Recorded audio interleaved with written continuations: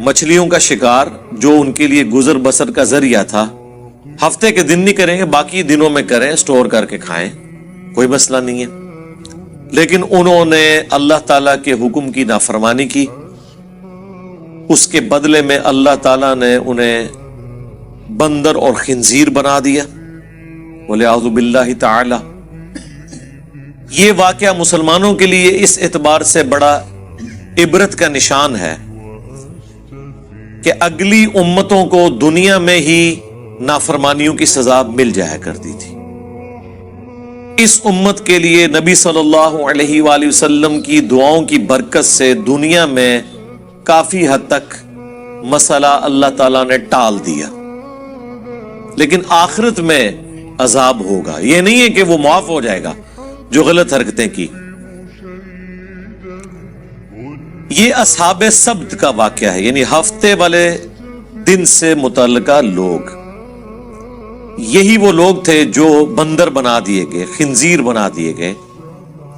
یہاں پہ یہ واقعہ آ رہا ہے، وہ انشاءاللہ ہم تفصیل سے کور کریں گے۔ اس واقعے میں جو سب سے عبرت والی چیز ہے وہ یہ ہے کہ بنی اسرائیل کے لوگ 3 گروہوں میں بٹ گئے۔ ایک وہ لوگ تھے جنہوں نے کہا کہ ہم اللہ تعالیٰ کے اس حکم کی نافرمانی نہیں کریں گے، پلس جو لوگ نافرمان تھے انہیں وہ اس نافرمانی سے روکتے تھے۔ یہ سب سے اعلیٰ ترین درجہ ہے۔ دوسرے وہ لوگ تھے جو خود تو نافرمانی نہیں کرتے تھے لیکن نافرمانوں کو روکتے نہیں تھے۔ یہ سب سے آسان کام ہوتا ہے اس حوالے سے، کسی کی گالیاں نہیں کھانی پڑتی، آپ کو مخالفت نہیں سہنی پڑتی، کیونکہ جب آپ کسی کو روکیں گے تو ظاہر ہے پھر آپ کی بدنامی وہ کرے گا، آپ کو دشمنی مول لینی پڑ جائے گی۔ یہ دوسری کیٹیگری تھی، میٹھی میٹھی بات کرنے والے لوگ، صرف فضائل اعمال سنانے والے لوگ، برائی سے روکنے والے نہیں، صرف امر بالمعروف کرنے والے لوگ، نیکی کا حکم دینے والے لوگ، نہی عن المنکر، برائی سے روکنے والے نہیں۔ اور تیسرے وہ بدبخت تھے کہ جو ڈائریکٹلی اس حکم کی نافرمانی کر رہے تھے اور ہفتے کے دن وہ شکار کرتے تھے۔ اب حیران کن بات ہے، اللہ تعالیٰ نے تینوں گروہوں کا ذکر کیا،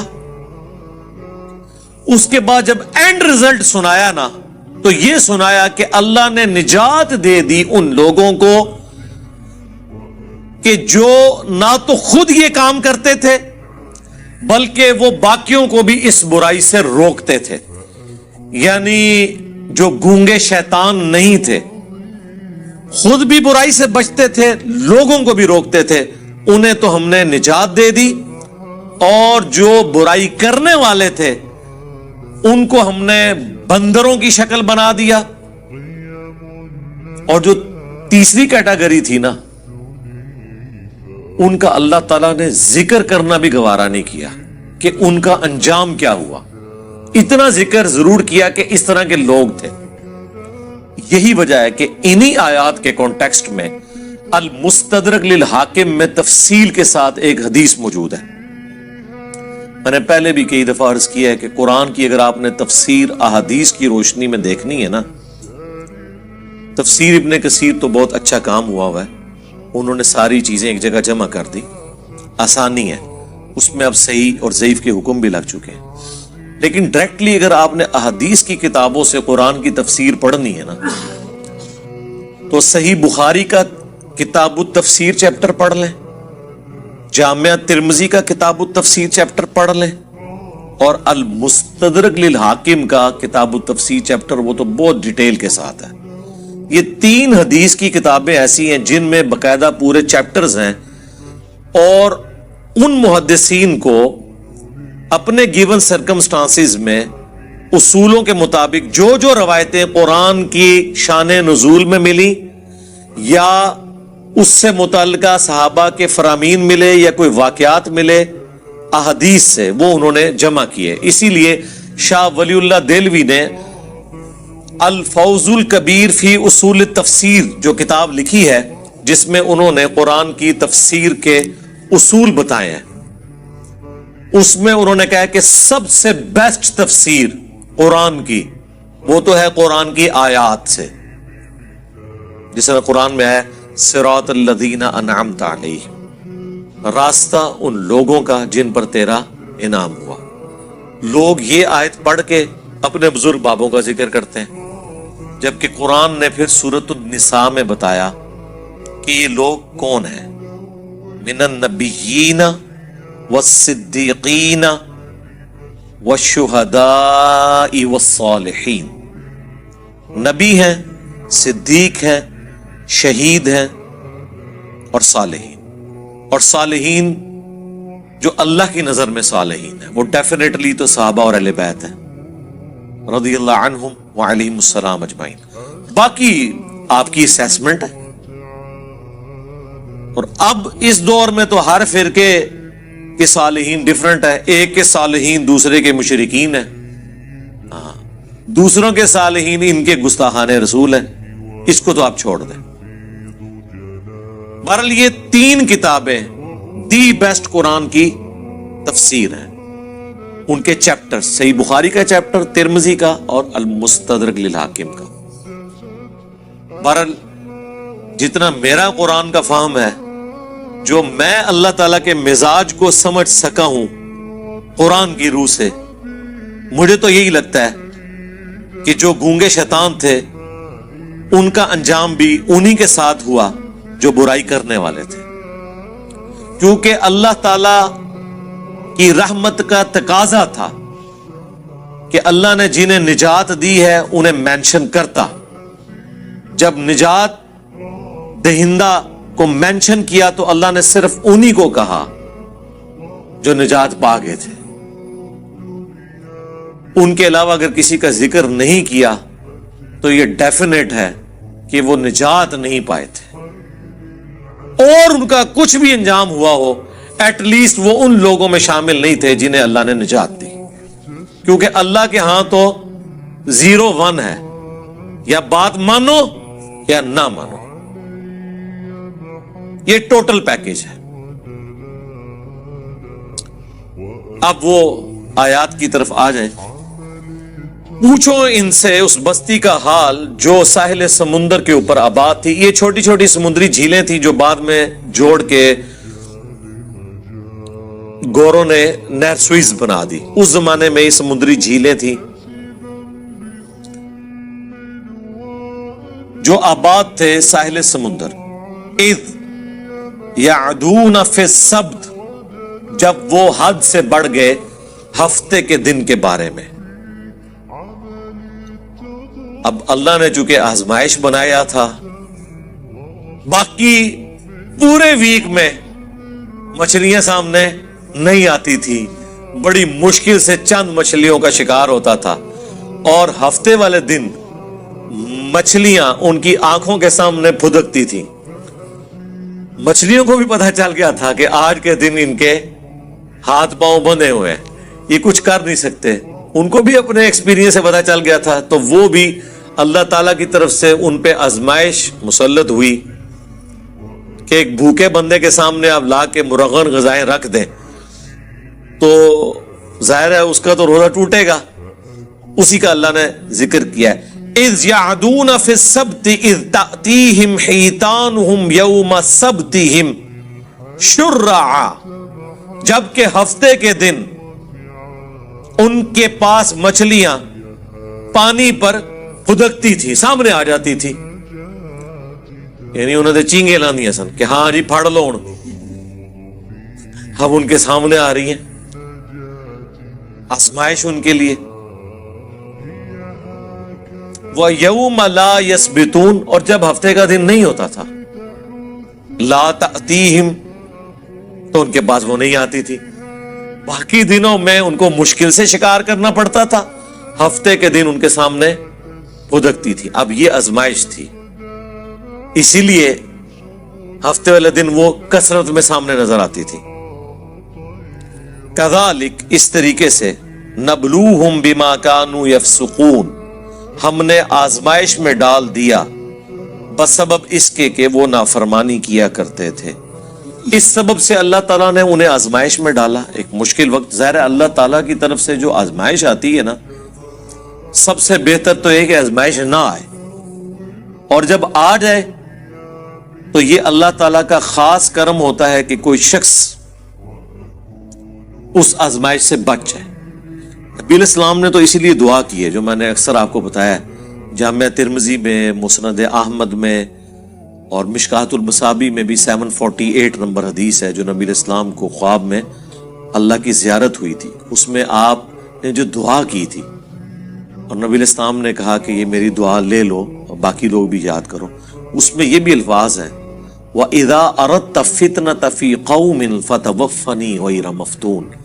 اے اللہ، جب تو کسی قوم کو آزمائش میں ڈالے نا تو ہمیں اس آزمائش سے دور ہی رکھنا.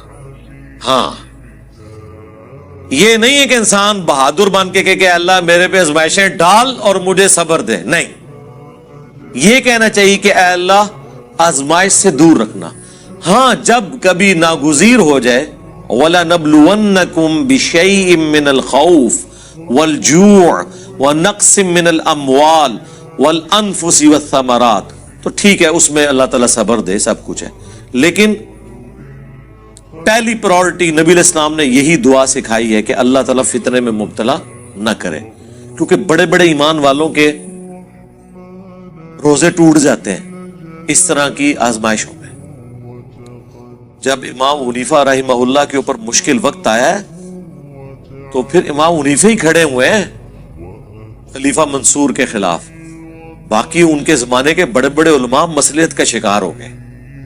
جب احمد بن حنبل کے دور میں خلق قرآن کا مسئلہ کھڑا ہوا ہے تو احمد بن حنبل رحمہ اللہ نے ہی استقامت دکھائی ہے، باقی کئی لوگ جو ہیں اس زمانے کے جو بڑے بڑے ائمہ ہیں مصلحت کا شکار ہو گئے.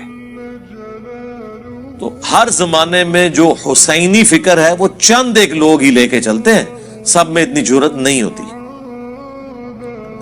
تو اللہ تعالیٰ فرماتا ہے کہ بسبب ان کی نافرمانیوں کے ان کو ہم نے آزمائش میں ڈالا.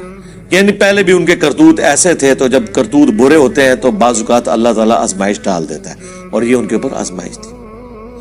وَإِذْ قَالَتْ أُمَّةٌ مِّنْهُمْ، جب ان میں سے ایک گروہ نے کہا لِمَ تَعِظُونَ قَوْمًا، کیوں تم ایسی قوم کو واعظ و نصیحت کرتے ہو، قَوْمًا اللَّهُ مُهْلِكُهُمْ، کہ جس قوم کو اللہ تعالی ہلاک کر دے گا، او معذبهم عذابا شدیدا، یا انہیں شدید عذاب دینے والا ہے. یعنی کیوں سمجھاتے ہو ان نافرمانوں کو، چھوڑو، انہوں نے اپنی قبر میں جانا ہے، تم نے اپنی قبر میں جانا ہے، چپ کر کے تم تو برائی نہیں کر رہے نا، ان کو ان کے حال کے اوپر چھوڑ دو. ان کا جواب سنیں کیا ہے. قالو، وہ کہنا شروع ہو گئے اس کے جواب میں، معذرتن الی ربکم ولعلہم یتقون، ہم تو یہ اس لیے ان کو برائی سے روک رہے ہیں کہ اپنے رب کے حضور عذر پیش کر سکیں کہ یا اللہ جو ہم سے بن پڑی، ہم نے برائی کو روکنے کی کوشش کی،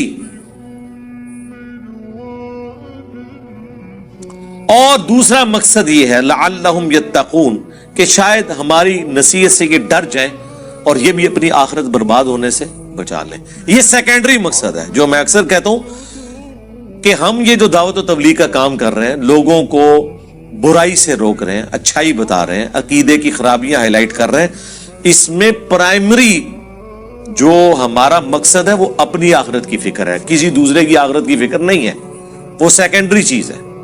سب سے پہلے تو ہمیں ہماری طرف سے پوری دنیا جہنم میں چلی جائے ہمیں تو فرق نہیں پڑتا، ہمیں تو فرق اس بات سے پڑتا ہے کہ ہم نہ کہیں جہنم میں چلے جائیں. پہلی ایفرٹ تو ہماری اپنی ذات کے لیے ہوگی. او انفسکم و اہلیکم نارا، بچاؤ اپنے آپ کو اور اپنے گھر والوں کو جہنم کی آگ سے. باقیوں کی بعد میں فکر کریں گے. افریقہ کے جنگلوں میں لوگ کدھر جا رہے ہیں وہ بعد میں دیکھیں گے، پہلے تو اپنے گھر میں لوگ کدھر جا رہے ہیں وہ دیکھیں گے. پہلے تو ہم خود قرآن و سنت سے اپنی اصلاح کی کوشش کریں گے تو ان کا اپنے رب کے حضور معذرت کر سکیں ہم عذر پیش کر سکیں کہ یا اللہ ہم نے وہ چاروں شرائط پوری کی تھی، الا الذین آمنوا وعملوا الصالحات، یہ تو آسان ہے، ایمان لاؤ نیک اعمال کرو، لیکن وتواصوا بالحق، حق بات کی وصیت کرنا مشکل ترین کام، اور اس کے بعد اس کا منطقی انجام، وتواصوا بالصبر، پھر تکلیف آئے گی تو صبر اختیار کرنا ہے۔ یہ اتنا مشکل کام ہے کہ بڑے بڑے اہل ایمان وہ بھی بعض اوقات کمزور درجے کی طرف چلے جاتے ہیں۔ ہر بندے میں یہ حوصلہ نہیں ہوتا کہ حالات و واقعات کا وہ مقابلہ کر سکے۔ ہم ان پہ کوئی فتویٰ نہیں لگاتے جو اس طرح کرتے ہیں، لیکن ہم لوگوں کو یہ بتائیں گے کہ خدا کے لیے فرق سمجھو۔ لوگ کہتے تو ہیں کہ حسین ابن علی کے زمانے میں لوگ روکتے تھے ان کو کہ آپ وہاں نہ جائیں، یہ آپ کو شہید کر دیں گے، تو کیا وہ لوگ غلط تھے اور حسین ابن علی اکیلے ٹھیک تھے؟ میرے بھائی پہلے تو آپ اپنی اصلاح کریں۔ وہ لوگ حضرت حسین ابن علی کو غلط نہیں سمجھتے تھے۔ عبداللہ بن عمر یا عبداللہ بن عباس یا عبداللہ بن زبیر رضی اللہ عنہم اجمعین، وہ یہ کہتے تھے کہ آپ جن کے خلاف کھڑے ہوئے نا، انہوں نے رسول اللہ کی قرابت داری کا کوئی لحاظ نہیں کرنا، یہ دنیا دار بادشاہ بن چکے ہیں، تو ان کے شر سے اپنے آپ کو بچا لیں۔ وہ یہ نہیں کہتے تھے کہ آپ غلط ٹریک پہ ہیں، وہ دوسرے معنوں میں یہ کہہ رہے تھے کہ یہ بدماش ہیں، آپ کے ساتھ ظلم کریں گے۔ تو جس طرح ہم نے خاموشی اختیار کی ہوئی ہے، کمزور درجے پہ ایمان پہ اپنے آپ کو رکھا ہوا ہے، ہمارے مقابلے پہ نہیں، اس زمانے میں حسین ابن علی کے مقابلے پہ، تو آپ بھی وہ درجہ اختیار کر لیں۔ لیکن حسین ابن علی کا اسٹانس یہ تھا کہ عبداللہ بن عمر، عبداللہ بن عباس یا عبداللہ ابن زبیر، ان کا بنو امیہ کے خلاف کھڑا نہ ہونا کوئی مسئلہ نہیں ہے، کیونکہ ان میں سے کسی کے گھر بھی نبوت نہیں آئی ہے۔ نبوت تو آئی ہے بنو ہاشم کے گھر، اور رسول اللہ کے علم کا وارث تو میں ہوں۔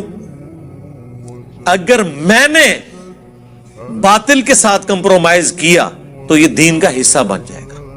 یہی وجہ ہے کہ 3 بر اعظموں نے یزید ابن معاویہ کی بیعت کر لی، لیکن یزید کو ہضم نہیں ہو رہی جب تک حسین نہ کرے، کیونکہ انہیں پتا تھا کہ جب تک حسین بیعت نہیں کرتے تو یہ دھکے سے ہی ہماری حکومت ہے، لیجیٹمائز نہیں ہوگی، یہ خلافت نہیں ہوگی، اسلامی حکومت نہیں ہوگی، کیونکہ نبی کے گھر والے ہی نہیں جب اسے مان رہے، تو گارنٹی تو دینی ہے نبی کے گھر والوں نے، باقیوں کی گارنٹی کی کیا حیثیت ہے؟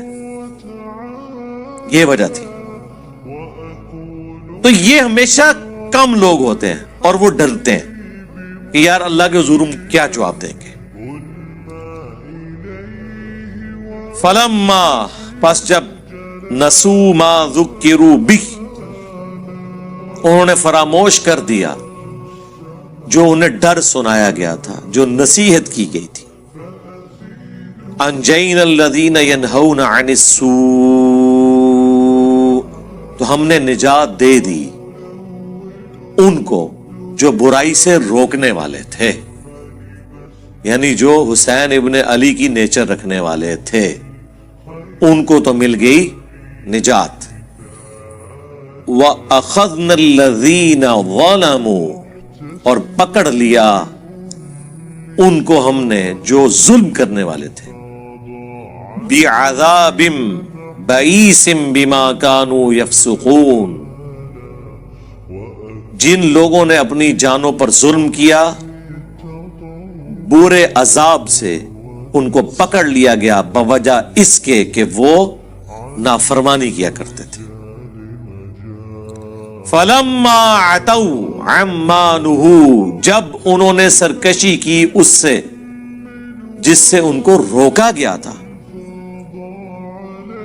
مَا نُهُوا عَنْهُ، جس سے وہ لوگ روکے گئے تھے، قُلْنَا لَهُمْ كُونُوا قِرَدَةً خَاسِئِينَ، تو ہم نے ان سب کے سب کو کہا کہ بن جاؤ پھٹکارے ہوئے بندر۔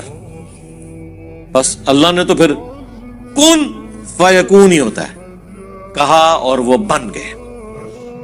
اللهم لا تجعلنا منهم اللهم احسن عاقبتنا في الامور كلها واجرنا من خزي الدنيا وعذاب الاخرة آمین۔ اللہ اکبر۔ اب یہ واقعہ یہاں پہ مکمل ہو گیا، دیکھ لیں ان اٹینڈڈ ہے وہ گروہ۔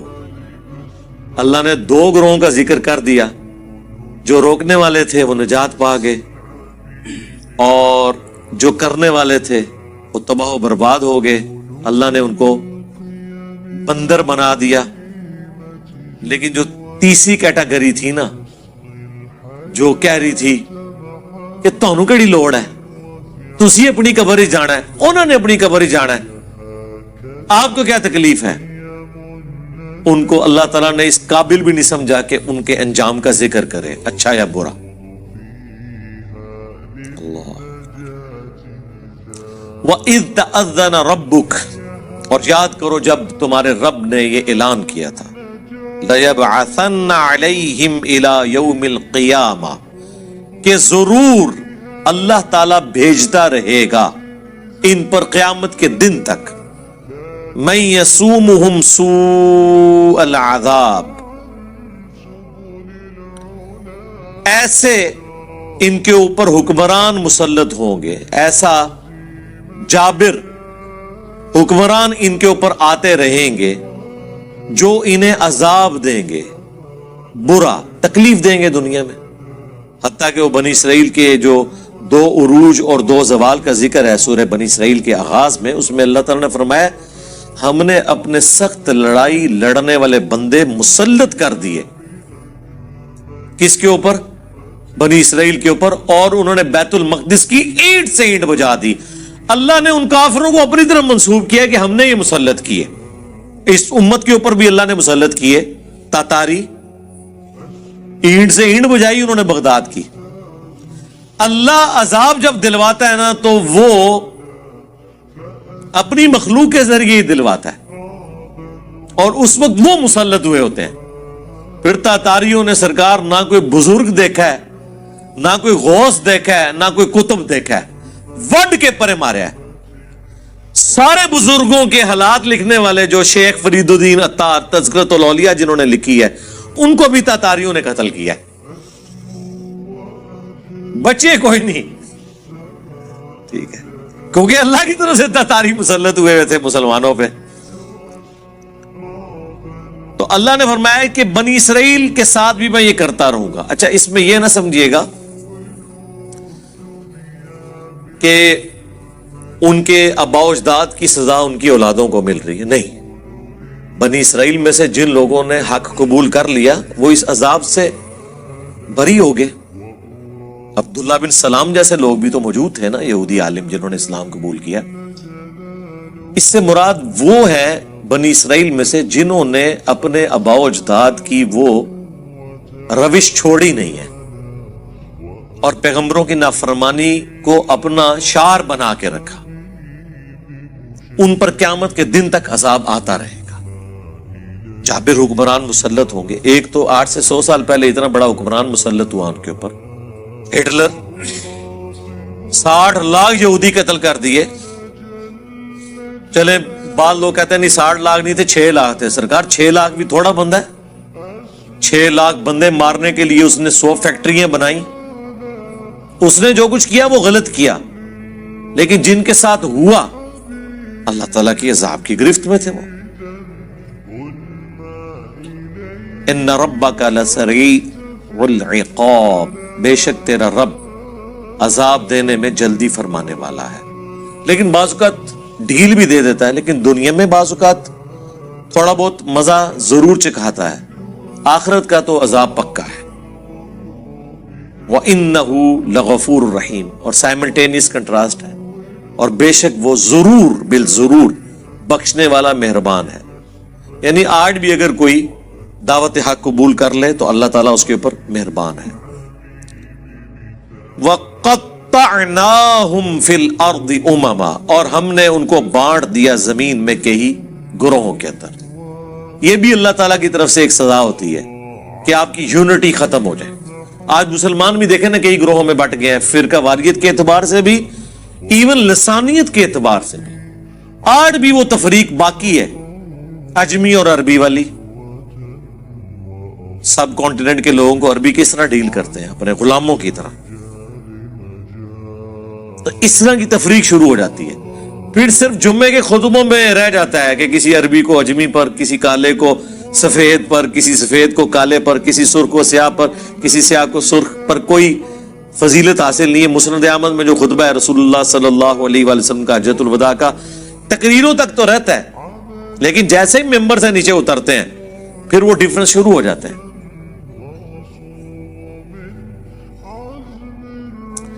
منہم الصالحون، ان میں سے نیک لوگ بھی ہیں، ومنہم دون ذالک، اور کچھ اور طرح کے لوگ بھی ہیں جو برے اعمال کرنے والے ہیں۔ وبلوناہم بالحسنات والسیئات، اور ہم نے انہیں آزمایا نعمتیں دے کر بھی اور تکالیف کے ذریعے بھی، لعلہم یرجعون، تاکہ وہ ہماری طرف پلٹ آئیں۔ یہ اللہ تعالیٰ کا ایک سمجھ لیں ڈیوائن قانون ہے کہ دنیا میں اللہ تعالیٰ بعض اوقات تکلیف اس لیے بھی دیتا ہے کہ شاید اللہ کی طرف لوگ پلٹ آئیں۔ دنیا کی آزمائشیں اللہ کی طرف رجوع لانے کا ذریعہ بن جاتی ہیں۔ انڈیویجول لیول کے اوپر بھی آپ دیکھیں گے کئی لوگ ایسے ہیں، گھر میں جوان موت ہوئی، یا ماں مر گئی یا باپ مر گیا، تو وہ پہلی دفعہ جب دفنانے کے لیے قبرستان جاتے ہیں اور اس منظر کو اپنی آنکھوں سے دیکھتے ہیں تو دل میں رقت پیدا ہوتی ہے اور وہ کہتے ہیں کہ ٹھیک ہے اب ہم نے اللہ کی طرف آنا ہے۔ یہ دنیا میں تکلیف انسان کو بعض اوقات اس اعتبار سے نعمت بن کے آتی ہے کہ اللہ کی طرف لوگ رجوع لے آئیں۔ تو اللہ تعالیٰ فرماتا ہے کہ ہم پھر ان کی اولادوں کو، بنی اسرائیل کی اولاد کو جو چلی وہ ساری نسل تکلیف کے ذریعے آسائشیں دے کے ہر طریقے سے آزماتے رہے تاکہ وہ پلٹ آئیں اللہ کی طرف۔ فخلف من بعدہم خلف، لیکن پھر جانشین ہوئے ان کے بعد وہ ناخلف لوگ، ورثوا الکتاب، جو کہ وارث ہوئے کتاب کے، یأخذون عرض ھذا الادنی، اللہ اکبر، جو کہ لیتے ہیں دنیا کا ادنا مال،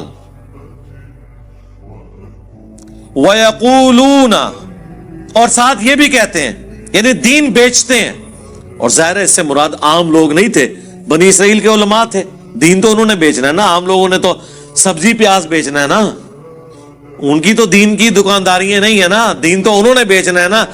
غلط فتوے، اللہ کی آیات کو بدلنا، بیچنا، یہ علماء کا کام ہے۔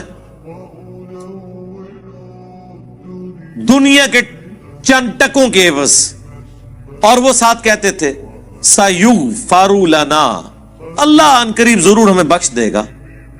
ہم بھی کہتے ہیں نا یا اللہ جو کچھ بھی ہے تیرے محبوب کی امت سے ہے، دیکھو جی کلمہ پڑھے جی ایک نہ ایک دن جنت چلے ہی جانا ہے۔ ایسی یہ وہی چیز، وہی مینٹیلٹی بنی اسرائیل کے اندر موجود تھی۔ کام چک کے رکھو، ایک نہ ایک دن چلے جائیں گے۔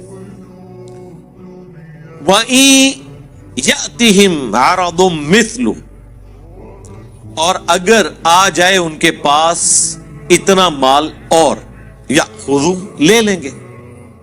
وہی میں نے آپ کو یہاں پہ بھی بتایا، وہ علماء جو آپ کو کہتے ہیں غیر مسلم ملکوں میں جا کے نوکریاں نہ کریں، کافروں کے ملکوں میں آپ کی کمائی حرام ہے، انہی کو آپ ممبر سے اترنے کے بعد ڈالرز دینا چندے کے طور پر، کبھی کسی نے نہیں کہنا کہ یہ تو آپ کی کمائی کیا ہے۔ آج تک کسی چندہ دینے والے کو کسی عالم نے نہیں پوچھا کہ تو کسی سودی کاروبار میں تو نہیں ملوث؟ نہیں، بتانے کے لیے بہت اچھی بات ہے، پوچھیں گے نہیں کبھی بھی۔ آپ بتا کے بھی دیکھ لیں، واپس نہیں کریں گے انشاءاللہ، آپ کو مایوس نہیں لوٹائیں گے انشاءاللہ۔ یہاں پہ بھی اللہ ہمارا ان کو اور بھی ملے نا، ملے گا، یہ لیں گے۔ الم یؤخذ علیہم میثاق الکتاب، اللہ اکبر، کیا نہیں لیا گیا تھا ان سے کتاب کے بارے میں پختہ عہد، یعنی تورات کے بارے میں۔ مال تو ہاتھوں ہاتھ لیتے ہیں، اور دین کے نام کے اوپر کمائیاں کر رہے ہیں, اور جو وہ دین تھا اس پہ عمل ہی کوئی نہیں ہے. جیسا میں نے کہا, یہاں پہ لوگوں نے بزرگیاں تو اویل کی ہیں قرآن و سنت کے نام پہ, اور قرآن و سنت پہ عمل نہیں ہے, بلکہ یہ کہتے ہیں قرآن و سنت ڈائریکٹ نہ پڑھو گمراہ ہو جاؤ گے. اگلے دن ہمارے لائیو سیشن میں ایک بندے نے سوال کیا کہ میں ادھر کرسچنز کے ملک میں ہوں, وہاں پادری بھی یہ کہتے ہیں کہ ڈائریکٹ انجیل نہیں پڑھنی گمراہ ہو جاؤ گے. تو وہ کہہ رہا تھا کہ یار یہ کیا وجہ ہے کہ سارا مذہبی طبقہ ایک جیسا ہی ہے. میں کہ ہاں, مولوی سارے ایکو جینے پاویں, پادری ہون, پنڈت ہوں, چاہے مولوی ہوں مسلمانوں کے, یہ طبقہ ایک جیسا ہے. اس کی دو ریزن ہے.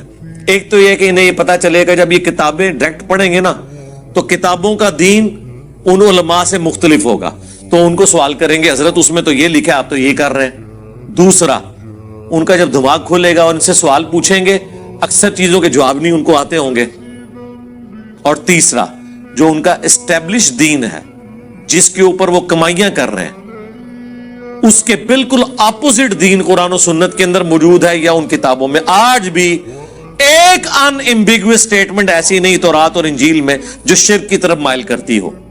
وہ کتابیں تبدیل ہو کر بھی توحید کے اعتبار سے کامل ہیں, کیونکہ اگر توحید بھی اس میں ختم ہو جاتی پھر یہود و نصارہ کے لیے ہدایت کا کوئی ذریعہ نہ ہوتا. آپ کس کتاب سے ان سے بات کرتے ہیں؟ قرآن کو تو وہ مانتے ہی نہیں ہیں. لیکن آج کئی لوگ مسلمان صرف اس لیے ہوئے ہیں کہ آج کی بھی تورات اور انجیل میں جو توحید ہے نا, اس توحید کو اگر کوئی صحیح معنوں میں لے کے چل رہا ہے تو مسلمان لے کے چل رہے ہیں, اور پریکٹیکلی وہ توحید اسلام میں نظر آتی ہے, ان میں تو نظر ہی نہیں آتی. اچھا, سیم وہی جملے بولتے ہیں کہ جی یہ جو آپ سامنے پڑھ رہے ہیں نا, اس کے اندر ایک باطنی معنی بھی ہوتا ہے جو اہل معرفت جانتے ہیں. جو سٹیٹ لکھا ہوا نا بالکل واضح, وہ کہتے ہیں اس کو چھوڑ دیں, آپ اس کے پیچھے جائیں. چلو پیچھے جانے سے بھی یہی چیز نکلنی چاہیے نا, دنیا میں تو یہی ہوتا ہے نا کہ آپ پانی کا کنواں کھود رہے ہیں, 100 فٹ کے اوپر جا کے پانی نکلا ہے, تو نیچے جا کے یہ تو نہیں ہوگا کہ تیزاب نکل آئے گا.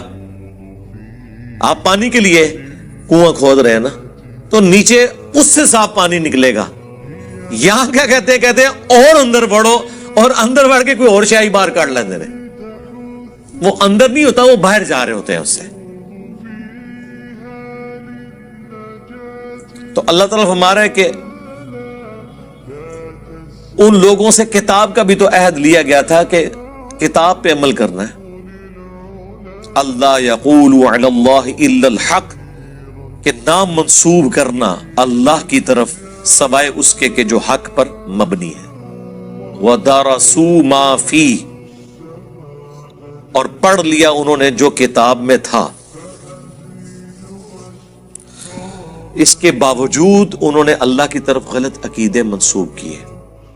یہاں پہ لوگ اللہ تعالیٰ کے حوالے سے کئی ایک عقیدے ایسے کلیم کر دیتے ہیں کہ ہم انہیں کہتے ہیں یہ کہاں لکھے ہوئے ہیں, وہ کہتے ہیں جی اللہ چاہے تو ایسے ہو سکتا ہے, اللہ چاہے تو قاسم ننوتوی صاحب مرنے کے 6 سال کے بعد قبر سے نکل کے دیوبند میں 2 مولویوں کی صلح کرا کے واپس جا سکتے ہیں, خواب میں نہیں بیداری میں. ہم کہتے ہیں یہ اللہ کے اوپر جو آپ نے جھوٹ باندھا ہے یہ قرآن میں کہاں لکھا ہوا ہے؟ قرآن میں تو سورہ یاسین میں, سورہ واقعہ میں اللہ نے فرمایا جو دنیا سے چلا گیا وہ کبھی دنیا میں واپس نہیں آ سکتا. حضرت عیسیٰ بھی جو مردے زندہ کرتے تھے وہ دنیا میں واپس نہیں آتے تھے, وہ مردے کے پاس کھڑے ہوتے تھے, قم باذن اللہ کہتے تھے, وہ کھڑا ہوتا تھا تھوڑی دیر کے لیے, وہ کہتا تھا عیسیٰ اللہ کے پیغمبر ہیں, ان کی اطاعت کرو, تو ساتھ ہی واپس چلا جاتے تھے. دنیا میں کوئی واپس نہیں آ سکتا, یہ اللہ کا ڈیفینیٹ قانون ہے. چاہے کوئی بزرگ نہیں, اللہ چاہے, سرکار اللہ کا چاہنا آپ چاہیں گے, یہ وہی چیز ہے. لا یقول علی اللہ الا الحق, مت اللہ کے اوپر کوئی بات ایسی منسوب کرو سوائے اس کے کہ جو حق پہ مبنی ہے. پڑھ لیے جو کچھ کتاب میں تھا. والدار الآخرۃ خیر للذین یتقون, اور جو آخرت کا گھر ہے وہ تو بہتر ہے ان لوگوں کے لیے جو پرہیزگاری کی روش اختیار کریں. افلا تعقلون, کیا تم اتنا بھی نہیں سمجھتے, اتنی عقل بھی نہیں رکھتے؟ یہ کانٹے کی بات ہے, کتاب کو فالو کرنا ہے اور آخرت کے لیے تگو دو کرنی ہے. یعنی پورا دین یہی ہے نا کہ آپ نے اللہ کی وحی کو فالو کر کے آخرت اپنی بنانی ہے. پورا دین یہ نٹ شیل کے اندر ہی ہے. دین بیچ کے دنیا نہیں کمانی. والذین یمسکون بالکتاب، اور جنہوں نے مضبوطی سے پکڑا ہے کتاب کو، وَأَقَامُوا الصَّلَاةَ، اور قائم کرتے ہیں نماز، اِنَّا لَا نُضِيعُ أَجْرَ الْمُصْلِحِينَ، ہم کبھی ایسے لوگوں کا اجر ضائع نہیں کریں گے جو اصلاح کرنے والے ہیں، اپنی اصلاح بھی اور دوسروں کی اصلاح بھی، جو نیکوکاری کی روش اختیار کرنے والے ہیں، اللہ تعالیٰ ان کا اجر کبھی ضائع نہیں کرے گا. دنیا میں نے اکثر کہا ہے کہ یہ ہو سکتا ہے کہ کسی کی محنت ضائع ہو جائے، لیکن آخرت کے لیے جو آپ نے دنیا میں محنت کی ہے نا، اس کا اجر آپ کو ملنا ہے. کیونکہ دنیا کو اللہ نے آزمائش کے ساتھ جوڑا ہوا ہے. محنت کر کے بھی بعض اوقات آپ کا نقصان ہو جائے گا. آخرت کے لیے محنت کر کے نقصان نہیں ہوگا اگر آپ نے صحیح طریقے سے محنت کی ہے، جو کرنے کا حق ہے، صحیح ڈائریکشن میں کی ہے. اسی لیے اللہ تعالیٰ کہتا ہے کہ میں اپنے وعدے کے خلاف نہیں کرتا. کوئی ذرہ برابر نیکی کرے گا تو وہ بھی دیکھ لے گا، ذرہ برابر گناہ کرے گا تو وہ بھی دیکھ لے گا. فَمَن يَعْمَلْ مِثْقَالَ ذَرَّةٍ خَيْرًا يَرَهُ وَمَن يَعْمَلْ مِثْقَالَ ذَرَّةٍ شَرًّا يَرَهُ. اب ایک اور بنی اسرائیل کے ساتھ بہت بڑا اللہ نے جو معجزہ کیا، تھریٹ کی انہیں. اللہ اکبر. وَإِذْ نَتَقْنَا الْجَبَلَ فَوْقَهُمْ، اور یاد کرو وہ وقت جب ہم نے اٹھا لیا تھا تم پر پہاڑ، كَأَنَّهُ ظُلَّةٌ، یہاں تک کہ وہ سائبان بن گیا. وَظَنُّوا أَنَّهُ وَاقِعٌ بِهِمْ، اور وہ گمان کرنا شروع ہو گئے کہ قریب ہے کہ یہ پہاڑ ہم پہ گر پڑے. اللہ تعالیٰ نے کوہ طور پہاڑ کو بلند کر کے بادل کی شکل میں 6 لاکھ بنی اسرائیل کے اوپر، کروڑوں ٹن کا پہاڑ ہے. یہ دھمکی لگائی جا رہی ہے پکڑو تورات کو، ادروائز ڈگیا جو توڑے ہوتے. اتنی بڑی تھریٹ. خذوا ما آتیناکم بقوہ، پکڑو اس کو جو ہم نے تمہیں عطا کیا ہے پوری قوت کے ساتھ. قوت کے ساتھ یہ نہیں ہے کہ مطلب وہ گر نہ جائے، مراد یہ ہے کہ اس کے ایسن کو فالو کرو، اس کی روح کو فالو کرو. وَاذْكُرُوا مَا فِيهِ، اللہ اکبر، اور یاد کرو جو کچھ اس کے اندر ہے اسے فالو کرو. لَعَلَّكُمْ تَتَّقُونَ، تاکہ تم پرہیزگار بن سکو، ڈر جاؤ. تو یہ بنی اسرائیل سے اللہ تعالیٰ نے عہد لیا تھا. ظاہر اس وقت تو سب نے کہا کہ بالکل ہی اللہ جو تسی کہو گے ہوئے گا. جناب پہاڑ سر دے ہوتے ہوئے، سر کے اوپر پہاڑ سائبان اور بادل کی شکل میں ہو، اور تھریٹ ہو کہ یا تو تورات کو پکڑو، ادروائز یہ موت کا پروانہ آیا تمہارے اوپر. اتنا بڑا معجزہ دیکھ کے بھی، لیکن بس اس وقت تو انہوں نے عہد کیا، لیکن بعد میں اکثریت نے بھلا دیا.